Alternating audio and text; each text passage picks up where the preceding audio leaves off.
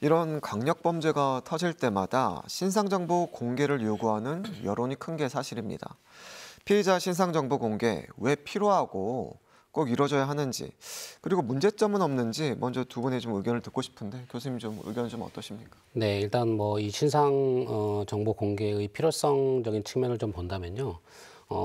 실제 현재 이제 법제화되고 있는 흐름을 좀 봐야 될 텐데요.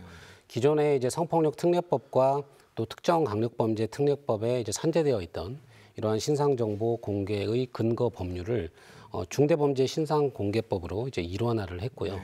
그리고 이제 대상 범죄가 강력 성폭력 범죄 외에도 이제 내란, 뭐 외환이라든지 또는 범죄 단체 조직, 그리고 이제 마약 범죄까지 확대가 되었습니다. 또한 이제 신상 공개 시에 피해자의 동의 여부와 관계없이 이 촬영이 가능하도록 이 사진 촬영 근거 조항을 또 신설한 것 이런 점들을 이제 보았을 때 이제 피해자 또는 또 피고인에 대한 이 신상 정보를 공개해야 된다라는 기본적인 이제 국민적인 공감대가 형성되었다라고 생각이 되고요. 신상정보 공개가 도입된 지 그리 얼마 되지 않았잖아요. 교수님, 이 제도가 도입된 결정적 사건이 어떤 건지 좀 말씀 좀 해주십시오. 여러분들 기억을 되짚어보면 이제 2010년으로 좀 거슬러 가 봐야 될 텐데요. 이 강력범죄 피해자에 대한 이 신상 공개 제도는 2010년 4월에 이 특정 강력범죄의 처벌에 관한 특례법 개정을 통해서 이제 반영이 되었는데요. 당시 시대적 상황으로 보면 이제 그 당시에 5년간 이 살인과 강간 이런 강력범죄들이 이제 증가하고 있는 그런 추세에 있었고요. 또 촉발 요인으로서 2008년 12월에 이 조두순 아동 성폭행 사건이 있었고요. 또 2009년에 이 강호순 연쇄 살인 사건이 있었습니다. 이 사건들이 촉발 요인이 되어서 이 신상 정보 공개 제도가 도입된 것으로 생각하고 있습니다. 이게 도입되는 과정을 우리 정부의 이제 근현대사에 비춰서 말씀드려 보면 그 관계 법령이 없던 시절이 있습니다. 그럴 때는 경찰 마음, 검찰 마음, 정부 마음이었어요.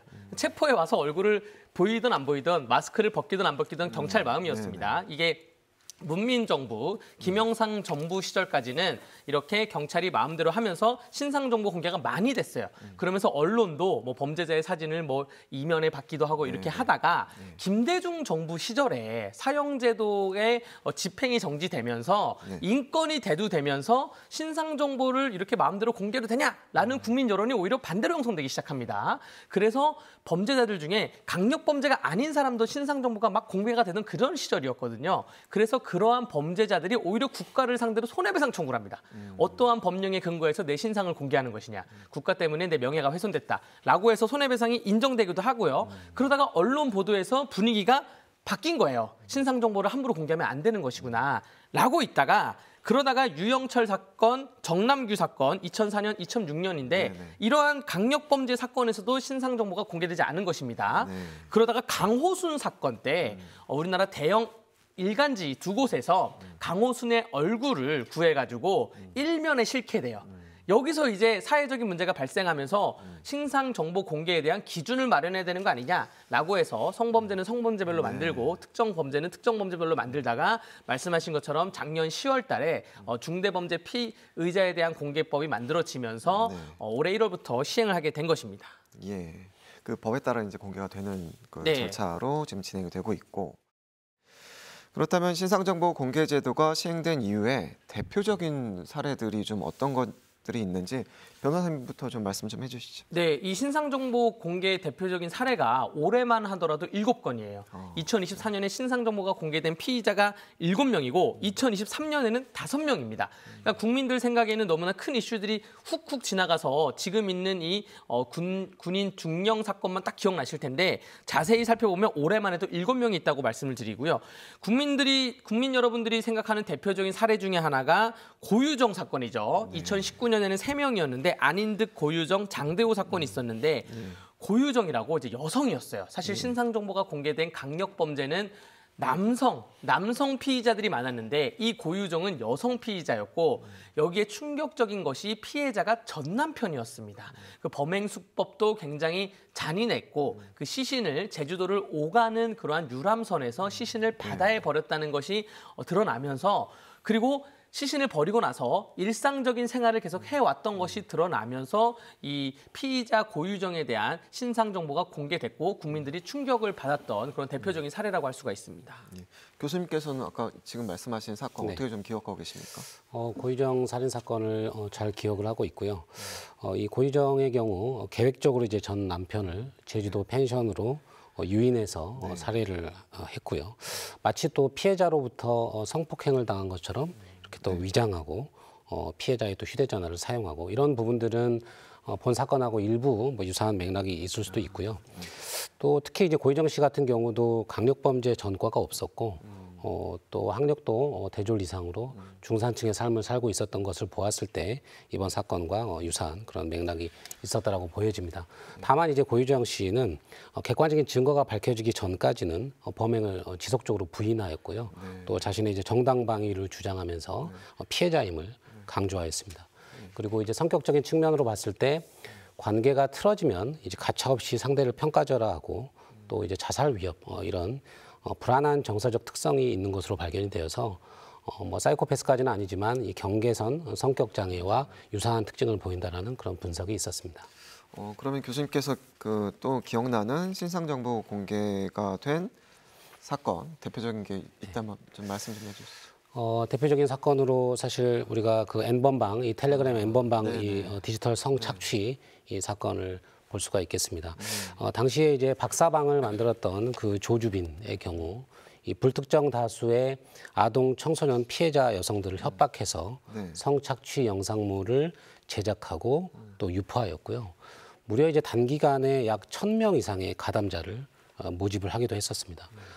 당시에 조주빈이 이제 텔레그램 방에서 어떤 일반 방 그리고 뭐 시민 방, 뭐 유료 방 이런 식으로 이제 3개 그룹으로 계층화해서 가입자들의 등급을 이제 관리를 하였고요. 이런 식으로 이제 범행 형태가 상당히 치밀하고 이제 체계적이었는데요. 심지어는 이제 온라인상의 범죄 이외에도 이 성착취 피해자를 대상으로 오프라인에서 조직원을 사주해서 이 성폭력 범죄를 하게 하고 그러한 부분을 촬영하게 함으로써 그 범죄가 이제 매우 반인륜적이고 가학적이어서 이제 국민들에게 큰 충격을 안겨준 사건이었고요. 당시에 이제 신상공개 역시 조주빈의 경우 최초로 성폭력 범죄자에 의해서 신상공개가 이제 이루어진 그런 사건이었는데 당시 그 위원회에서 판단하기로는 이 조주빈의 범행이 상당히 악질적이고 또 반복적이고 또 아동 청소년을 포함해서 피해자가 약 70명가량 되는 그런 사건으로 구속영장이 발부되었기 때문에 증거도 충분하였고 이제 공공의 이익이 있다라고 판단이 돼서 바로 공개가 된 것으로 알고 있습니다. 변호사님, 그럼 조주빈과 함께 주요 공범으로 범죄에 가담했던 강훈 같은 경우에 미성년자로 제도 시행 이후 10대 피해자로 처음 공개가 됐거든요. 네. 어떻게 좀 보십니까? 그 강훈, 당시 미성년자였죠. 닉네임 붓다라는 사람이었습니다. 신상정보공개위원회 7명의 위원이 경찰관, 변호사, 뭐 정신과 전문의들 7명의 위원이 성폭력 처벌 등에 관한 특례법에 의해서 공개를 결정을 했고요. 공개가 결정된 지 2시간 만에 이 닉네임 붓다 미성년자인 강훈이 행정법원에 소송을 제기합니다. 집행정지 가처분 소송을 제기했지만 행정법원에서는 또 빠른 시간에 기각을 했어요. 그 기각의 이유를 살펴보면 신상 공개의 원인이 된 이 피의자 강훈의 행위, 또 그로 인한 피해자들의 극심한 피해, 또 그 행위에 대한 비난 가능성의 정도 등등을 비춰봤을 때는 공개하는 게 마땅하다고 결론을 내린 것이고요. 강훈이 그때 법원에 신청을 하면서 주장했던 요지는 나는 미성년자다. 이제까지 미성년자가 공개된 사례는 없지 않냐라는 거랑 주범인 조주범의 신상정보가 공개됐다. 근데 나까지 또 공개할 필요가 있냐라고 했는데 이 법원에서 보기에는 주요 공범이라고 본 거예요. 그렇기 때문에 미성년자에 대해서도 신상정보를 공개한 첫 사례가 나온 것입니다. 예. 그리고 국내 최초로 강력범죄 피해자의 머그샷이 공개된 사건이 있었는데 바로 송파 신변보 가족 살인 사건의 피해자 이석준의 이름과 얼굴이 공개된 건데 네. 변호사님, 머그샷은 어떤 경위로 좀 공개가 된 건가요? 그 머그샷이라는 머그가 미국에서 18세기에 얼굴을 뜻하는 그 은어였습니다. 그래서 미국에서 19세기에 그러한 촬영이 처음 나오면서 이것이 머그샷이라는 용어가 붙인 것이고요. 얼굴과 이름, 수감번호, 죄명이 적혀 있고 키를 알기 위해서 뒤에 눈금이 있습니다. 이게 보통 미국에서 하는 머그샷인데 우리나라는 말씀하신 것처럼 이석준 사례에서 처음 공개가 되었어요. 근데 이때만 하더라도 특별한 기준이 없었습니다. 특별한 기준이 없는 상태에서 머그샷이 공개된 것이고 그다음에 최근에 머그샷이 공개된 것이 작년에 신림동 공원 강간살인 사건의 최윤종이라고 머그샷이 공개됐는데 이때는 당사자가 동의했어요. 최윤종이라는 그런 피의자가 난 머그샷 공개해도 된다라고 동의해서 공개가 됐고 그 다음에 법무부는 앞으로 체포 직후에 촬영한 머그샷에 대해서 현행법상 가능하지만 본인의 동의를 받아야지만 공개를 하는 게 낫다라고 유권 해석을 내린 상태입니다. 네. 좀 궁금한 게 머그샷 같은 경우에 검거가 된 이후에 바로 이렇게 촬영을 하나 어떤가요? 현장에 계셨을 때 네네. 어떤 경험을 좀 비추어 보시자면. 뭐 피해자별로 다룰 수가 있는데요. 아무래도 이제 강력범죄 피해자들은 머그샷을 촬영을 할 때 그렇게 이렇게 반대를 하거나 거기에 대해서 거부하는 경우가 그렇게 흔치는 않습니다. 그러나 이제 지능범죄 피해자의 경우에는 실제 이제 그런 것을 거부하거나 왜 내가 이렇게 얼굴 사진까지 찍어서 공개를 해야 되느냐, 관련된 법적 근거가 있는 것이냐라고 이제 주장을 하게 되고요.